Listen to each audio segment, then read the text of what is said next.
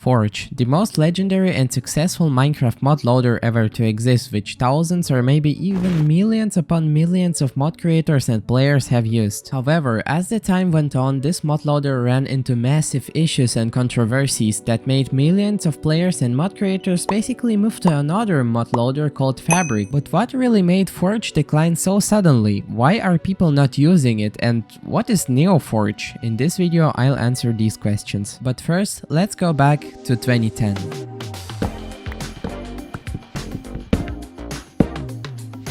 Minecraft is in its alpha stages and the modding community becomes bigger and bigger with the appearance of the first mods and mod loaders. The first ever mod loader ever to exist in Minecraft was the Minecraft Coder Pack, later renamed to just Mod Coder Pack. MCP was a tool that decompiled and changed Minecraft's code. However, if multiple mods modified the same base code, it could cause conflicts resulting in an error. And to solve these issues, a player named Risugami created his own mod loader to solve all of the issues that Coder Pack was causing. And so Risugami's mod loader became the most popular mod loader at the time, especially with the release of Industrial Craft, Buildcraft and Railcraft. And then in November of 2011, suddenly Forge appeared from nowhere, sorta replacing the Risugami's mod loader, and many players and mod creators started slowly moving to this brand new mod loader at the time. And this is where it all started. When Forge was firstly created, it was a massive success, completely destroying the Risugami's mod loader in popularity at the time. Not only was it easy to install, but it was also easy to add mods, unlike the mod loader from Risugami. So basically people moved to Forge. Oh, and also an important thing you need to know. Spacetoad and Eloram are the creators of Forge, but for some reason they later decided to give all of the rights of Forge to Lexmanos, making him the leader of the Forge team. Just remember this part for now because we are going to get into that later. Anyways, Forge was continuing its development and it was the most used and successful mod loader at the time. However, there was one huge problem with Forge. You see, to get Forge working with each new version of Minecraft, they had to change a lot of code, which made players wait weeks to get Forge working with each new version of Minecraft, but not in the case with Minecraft 1.13. Because look, at the time Mojang for some reason started focusing on Minecraft too much, adding very big updates to the game. And this move from Microsoft was very controversial for the modding community because Minecraft 1.13 changed a lot of things in the game, which made Minecraft very unbalanced, and that caused many servers and mods to stick with 1.12 because 1.13 and the versions after just basically changed a lot of things. And Forge needed, get ready, 6 whole months and 28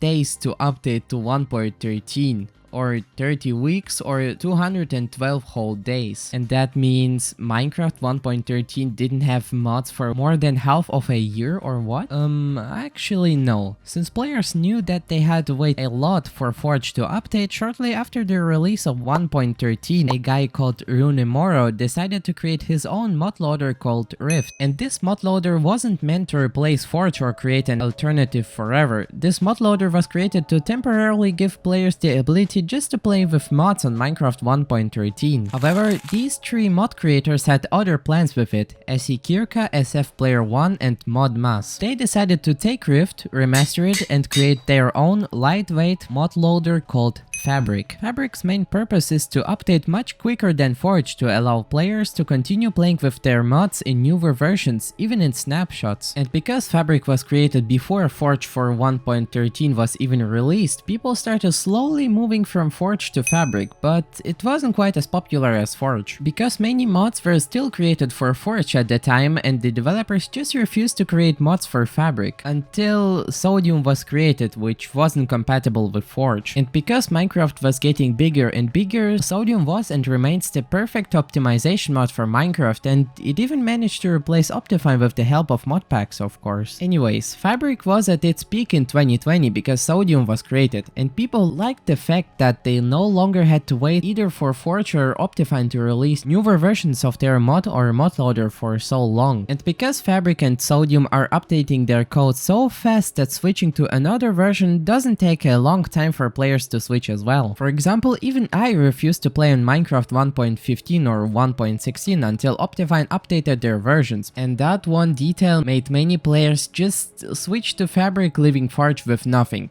And with that being said, let's talk about the Forge team. As you guys know from the beginning, Lex Manos was and remains leader of the Forge team. And when Fabric was created, he didn't really like that. And he was known as a bad and toxic person and banned anyone who was discussing Fabric within their team. And so almost all members of the Forge development team decided to split into NeoForge and continue developing their mod loader but without Lex. And so that brings us to the question, what's with Forge now? Well, some of the mod creators are still developing mods for these mod loaders, although they are not quite as popular as Fabric. Fabric nowadays has a bigger community, more mod selection, and it's being updated super fast unlike Forge. And I also love asking my subscribers their opinion about everything. And it seems like Forge nowadays is not being used as a main mod loader unless you have certain mods that for some reason does not work with Fabric. And with that being said, let's come to the conclusion. Forge made its long way through many different Minecraft versions, but because Minecraft started receiving big updates that changed a lot of things, Forge didn't receive updates for a long time and got replaced by Fabric and was later splitted into NeoForge. And to my surprise, many people are still using it, but it's still a small percentage compared to how many people use Fabric or other mod loaders. Fabric just became better than Forge because it basically makes faster updates and has a bigger community than Forge nowadays.